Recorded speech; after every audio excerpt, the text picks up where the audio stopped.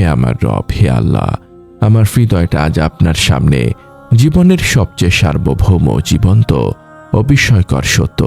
আমি যখন ভাবি আমার প্রতিটি স্পন্দন আপনার ইচ্ছায় চলে, আপনার ইচ্ছা নিয়ে চূড়ান্ত মিনতিতে নত জানু। আমি সেই বান্দা যিনি মাত্রই উপলব্ধি করেছেন আমার এই চোখের শুকরিয়া আমি আদায় করতে পারছি না, কিন্তু চোখ তো কেবল একটি অঙ্গ।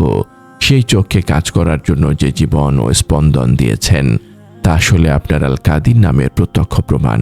আমি জানি এই স্পন্দন আমার নিয়ন্ত্রণে এক মুহূর্তের জন্যও নয়। আপনার ইচ্ছায় এই উপলব্ধি হলো আপনার একচ্ছত্র কর্তৃত্বকে স্বীকার করা এবং জীবনকে আপনাকে উৎসর্গ করা। আমার রব, দুনিয়ার মানুষ নিয়মিত মনে করে তারা তাদের স্বাস্থ্যের নিয়ন্ত্রণকারী। তারা নিয়মিত পরিশ্রম করে সম্পদ বা সুস্থতা অর্জন করে অহংকার করে, কিন্তু তারা ভুলে যায় আমি যখন ভাবি আমার কিছুই ছিল না, আপনি আমাকে সব দিয়েছেন, তখনই বোঝা যায় আমার জীবনের শুরুই ছিল আপনার ইচ্ছা। তারা ভুলে যায় আমার প্রতিটি নিঃশ্বাস যেভাবে আপনার ইচ্ছায় চলে, তেমনি আমার হৃদয়ের প্রত্যেকটি স্পন্দনও আপনারই নিয়ন্ত্রণে। এই অদূরদর্শিতাই তাদের হৃদয়ে স্থায়ী সাকিনা অনুভব করতে দেয় না, বরং তারা তাদের দুর্বলতা স্বীকার না করে আপনার ধৈর্যকে নিজের অধিকার মনে করে। আমার প্রতিটি শুকরিয়া যেন আমার নিয়ামতকে আরো বাড়িয়ে দেয়। এজন্যই জীবনের এই মৌলিক নিয়ন্ত্রণকে স্বীকার করা জরুরি। কিন্তু আপনি হলেন আল কাদির, পরম ক্ষমতাবান। আপনি হলেন আল হাইয়ু, চিরঞ্জীব। আপনার আল কাদির নাম, এই নামটি আমাকে শেখায় আপনি আমার দেহকে চালাতে সক্ষম, আর আমার ইচ্ছা আপনার ইচ্ছার আওতায়। আমার কোনো পরিকল্পনা বা চেষ্টা সফল হতে পারে না যদি আপনার ইচ্ছা না থাকে। আপনি হলেন আল হাইয়ু, এই নামটি আমাকে শেখায় আপনি আমার জীবনের উৎস, আর আপনার ইচ্ছা হলো সেই উৎসকে সচল রাখার একমাত্র শক্তি। এই আস্থা আমাকে বিপদের সময়েও শান্তি দেয়। আপনি আমাকে কত বিপদ থেকে বাঁচিয়েছেন। এই অনন্ত ক্ষমতা ও জীবনদান আমাকে আপনার সাথে আমার ভালোবাসার গভীর রাতকে সত্য করতে সাহায্য করে। আমি যখন ভাবি হে আল্লাহ, এই আপনারই ইচ্ছায় এটি হলো আমার জীবনের চূড়ান্ত স্বাধীনতা, যখন আমি আপনার ইচ্ছার কাছে আত্মসমর্পণ করি, তখনই আমি দুনিয়ার ভয় ও দুশ্চিন্তা থেকে মুক্ত হই। এই অবিচল ভরসাই আমাকে আপনার ইবাদতে উৎসর্গীকৃত থাকতে শেখায় এবং আমার জীবনের আমানতকে সর্বোত্তম পথে ব্যবহার করতে উৎসাহিত করে। আমার জীবনের শেষ আমল যেন হয় আপনার আল কাদির নামের ক্ষমতার আশ্রয়ে বিনয়ী হয়ে ফিরে যাওয়া। এই অবিচল প্রত্যাবর্তনই যেন আমার ফিরে আসার পথে মুক্তি হয়। হে আল কাদির, হে আল হাইয়ু, হে আল মুহি, আমার এই দোয়াকে আপনি কবুল করুন। আমার প্রতিটি স্পন্দন যেন আপনার চূড়ান্ত ইচ্ছার সাথে মিলে যায়। আমার জীবনের শেষ আমল পর্যন্ত যেন এই আন্তরিক মিনতি আমার হৃদয়ের সঙ্গী হয়। আসসালামু আলাইকুম ওয়া রাহমাতুল্লাহি ওয়া বারাকাতুহু।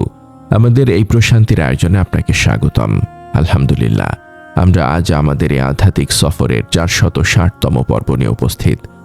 আমরা আজ ঈমানের সেই মূল ভিত্তিকে নিয়ে কথা বলবো, যা মুমিনের জীবনের নিয়ন্ত্রণকে একমাত্র আল্লাহর হাতে ছেড়ে দেয়, তাকে আত্মনিয়ন্ত্রণের মিথ্যা ধারণা থেকে মুক্ত রাখে এবং তাকে আল কাদির, রবের চূড়ান্ত ক্ষমতা ও নিয়ন্ত্রণের প্রতি নির্ভরশীল করে তোলে।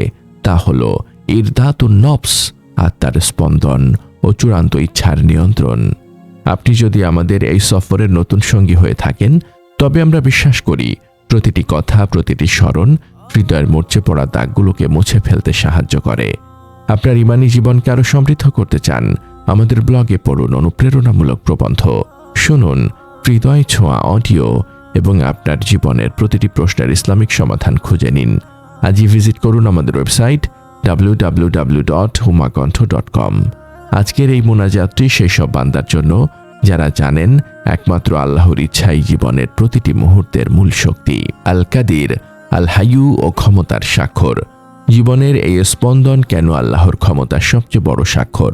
আল কাদির ও আল হাইয়ু নামের জ্ঞান এই অনুভূতিকে কিভাবে প্রতিষ্ঠিত করে? আল কাদির, সর্বময় ক্ষমতা। আল্লাহ হলেন আল কাদির, তিনি আমার হৃদয়কে মুহূর্তে মুহূর্তে চালান। আমি যদি এক মুহূর্তের জন্যেও এই নিয়ন্ত্রণ নিতে চাই, তবে আমার অক্ষমতা প্রকাশ পায়। আল হাইয়ু, জীবনের উৎস। আল্লাহ হলেন আল হাইয়ু, তিনি চিরঞ্জীব এবং জীবনের উৎস। আমার ক্ষুদ্র জীবনটা আপনারই চিরন্তন জীবনের সামান্য দান, অদেখা নিয়ামত।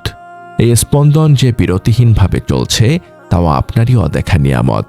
যদি কোনো অসুস্থতা আসে তখনই আমরা এর মূল্য বুঝি। মালিকানার স্বীকারোক্তি। আমার এই দেহ ও এর ভেতরে সব কিছু যে আপনারই মালিকানা ও নিয়ন্ত্রণে, এই কথা স্বীকার করা হলো তাওহীদের প্রথম শর্ত। ইচ্ছার আমল, তাওয়াক্কুল, মুরাকাবাহ ও আত্মসমর্পণ। আল্লাহর ইচ্ছার কাছে সম্পূর্ণ আত্মসমর্পণ করার জন্য মুমিনের দৈনন্দিন আমলগুলো কি হওয়া উচিত, কিভাবে তাওয়াক্কুল এই আমলকে রক্ষা করে। তাওয়াক্কুল ও পূর্ণ নির্ভরতা। আল্লাহর ওপর সম্পূর্ণ নির্ভরতা রাখা, কারণ জীবনের চূড়ান্ত নিয়ন্ত্রণ আমার হাতে নয়। মুরাকাবাহ ও সচেতনতা। আমার জীবনের প্রতিটি মুহূর্তকে সচেতনভাবে আপনার ইচ্ছার সাথে মিলিয়ে নেওয়া। এই চেতনা আমাকে আমার চোখের অপব্যবহার থেকে রক্ষা করে। ইস্তিগফার ও বিনয়। এই স্পন্দন যে আমার নিয়ন্ত্রণে নেই, এই চিন্তা আমাকে অহংকার থেকে মুক্ত করে এবং বিনয়ী হতে সাহায্য করে। ইস্তিকামাত ও অবিচলতা। ইস্তিকামাতকে দৃঢ় রাখা, যেন আমার জীবনের শেষ মুহূর্ত পর্যন্ত এই আত্মসমর্পণ বজায় থাকে। ফল সাকিনাহ, হুসনুল খাতিমা ও চূড়ান্ত মুক্তি। এই স্পন্দনের উপলব্ধির অভিজ্ঞতা মুমিনের জীবনে কি চূড়ান্ত ফল নিয়ে আসে, কিভাবে এটি স্থায়ী শান্তি ও শেষ আমলকে নিশ্চিত করে। সাকিনাহ ও অস্থিরতা মুক্তি। জীবনের নিয়ন্ত্রণ আল কাদিরের হাতে এই বিশ্বাস হৃদয়ে স্থায়ী সাকিনাহ আনে। কোনো ভয় বা অস্থিরতা থাকে না। কবরের বাতি। এই পূর্ণ আত্মসমর্পণ আমার জন্য বিশাল প্রতিদান, যা আমার প্রতিটি সাজদাকে আমার কবরের বাতি হতে সাহায্য করে। চূড়ান্ত মুক্তি। আপনার ইচ্ছার কাছে আত্মসমর্পণের পুরস্কার স্বরূপ আমি বিনা হিসেবে জান্নাত পাওয়ার আশা করি এবং জান্নাতে আপনাকে দেখতে পাওয়ার সৌভাগ্য লাভ করি। হে আমার ভাই, আমার বোন, আপনার এই পবিত্র উপলব্ধি আপনার রবের কাছে আপনার জীবনের সবচেয়ে বড় চাওয়া। আপনার রব আপনার এই জীবনকে স্থায়ী নিয়ন্ত্রণ ও অনন্ত সফলতার আলোয় পূর্ণ করুন। হে আল্লাহ, হে আল কাদির, পরম ক্ষমতাবান, হে আল হাইয়ু, চিরঞ্জীব, হে আল মুহি, জীবনদাতা। আমার প্রতিটি স্পন্দন যেন আপনার চূড়ান্ত ইচ্ছার সাথে মিলে যায়। আমার এই বিশ্বাসকে আপনি আমার মুক্তি ও আখিরাতের পাথেয় বানান। হে রব, আমার কালবুল সালিমকে আপনার ক্ষমতার নূর দিয়ে উন্মুক্ত করুন। আমার ইস্তিকামাতকে এই আন্তরিক বিশ্বাসের মাধ্যমে দৃঢ় রাখুন এবং আমাকে লোভ ও নিজের ওপর অতিরিক্ত ভরসা করা থেকে রক্ষা করুন। আমার জীবনের শেষ আমলটি যেন আপনার ঐশী স্মরণে পূর্ণ থাকে এবং চূড়ান্ত বিনয়ের ওপর হয়। হে আল্লাহ, আমি আপনার কাছে হৃদয়ের পরিচ্ছন্নতা চাই, আর উত্তম নির্ভরতা চাই, আর ক্ষমতার বিনয় চাই।